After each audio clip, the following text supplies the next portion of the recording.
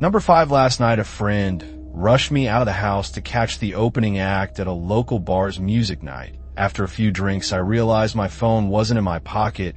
I checked the table we were sitting at the bar, the bathrooms, and after no luck, I used my friend's phone to call mine. After 2 rings, someone answered, gave out a low, raspy giggle, and hung up. They didn't answer again. I eventually gave it up as a lost cause and headed home. I found my phone laying on my nightstand right where I left at number 4 when I was a kid. I was always the last kid to get picked up by the bus driver to go to school one day. I was waiting for the bus by myself, and a bus with no kids pulled up. The bus driver smiled and told me to hop on. I just had a bad feeling. I said, "Where are the other kids?" He said, "We'll go get them now. Just get on." He got more and more pushy, but didn't do anything crazy. I just kept saying no, and he shrugged and left. The real bus pulled up a few minutes later. I went to school.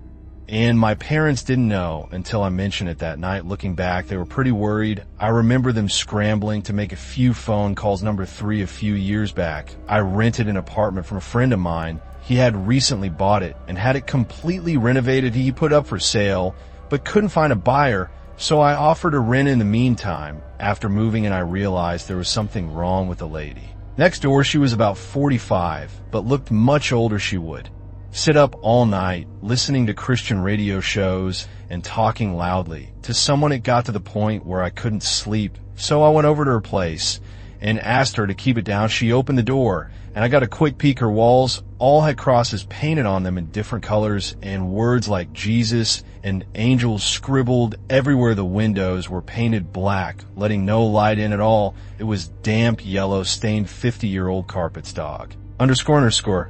And cockroaches everywhere. No dog, though. I asked her to please keep it down. She just looked at me and shut the door. Then she turned up the radio even louder. The next night, I had my girlfriend staying over. I wake up in the middle of the night and see a shadow of a person next to the bed looking at us, sleeping. I think I'm hallucinating, as I usually do in the dark when I'm sleepy, but then the shadow starts talking. It's my neighbor, and she's holding something in her hand she broke in during the night, and who knows how long she stood there. "You should lock your doors at night," she says, and walks out. The next morning, I hear someone making strange noises below my bedroom window. It's my neighbor talking to herself in tongue. She has a plastic bag in her hand with a rotting dead dog inside. It's hot as hell outside, and I can smell death from that bag. At this point, I'm scared shitless. She's obviously very insane. I go upstairs and knock on another person's door and ask them what the hell is going on. The guy is as scared as me, apparently. She broke into his apartment one evening as well while he was watching TV with his kids. He got up from the couch to get a snack, only to find her behind the couch staring at him, holding a power drill. Come to think about it now, I know what was in her hand at this stage. I'm basically __. Myself, I call the cops, and they know all about her. Apparently, she's a violent schizophrenic, and she hasn't taken her meds, but they can't force her or enter her apartment without her permission because she owns it. The only thing they can do is get her when she goes outside. I sit up for the next 2 days waiting for her to run out of cigarettes. When I hear her leave at 2 a.m. to go across the road to the 7-Eleven, I call the cops. They have 3 cars in a special van over. In less than 2 minutes, they restrain her and throw her in the van and drive off to some institution.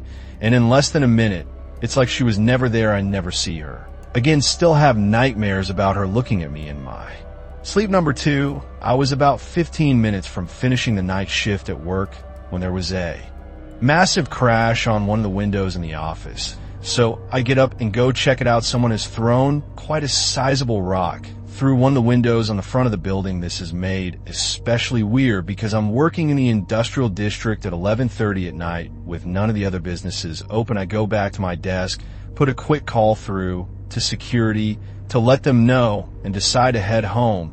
As I'm leaving the building, I'm freaking myself out about it more and more and end up running to my car, getting in and taking off. I'm almost home, and I've started to calm down a bit when I realized that I didn't unlock my car. When I got in, it had been unlocked the whole time. I do a quick check with my hand in the back seat for any possible murderers that might be hanging around there, but there's nothing there. Fast forward about 30 minutes, I called a friend of mine who says he's out drinking, so I decide I'm going to join him. I jump on my bicycle and start riding over. I'm doodling along the road on my bike. It's a nice night, and I'm in no big rush, just enjoying the moonlight. When I hear someone riding behind me, I straighten up and stick to one side of the road. He passes me really slowly, and when he's right beside me, he shoots me a smile, and I can describe it as purely insane. I kind of flinch and am taking as he rides on that when I realize he's riding my mom's bike. Needless to say, I sprint the hell home. When I get there, sure enough, her bike is missing in one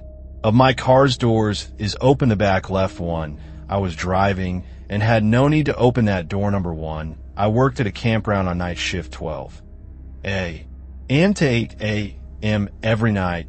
Wasn't bad. I would bring my PS2 and game a good portion of the night, only having to deal with one or two people on busy nights. It was just me in this little 8TX8T shack with nothing around, but dark all night. My first week there, the other third shift guy who was quitting told me about this pay phone a few feet from the shack where I worked. He said it rang every night at 4:17 a.m. Just once. It was probably just an automated test call. He guessed he's never answered it himself. I go for a few months with the job. It was the middle of the summer, so most nights I had the windows closed, so I couldn't hear the pay phone go off mid-August. I started leaving the windows open during the night. Sure enough, at 4:17 a.m.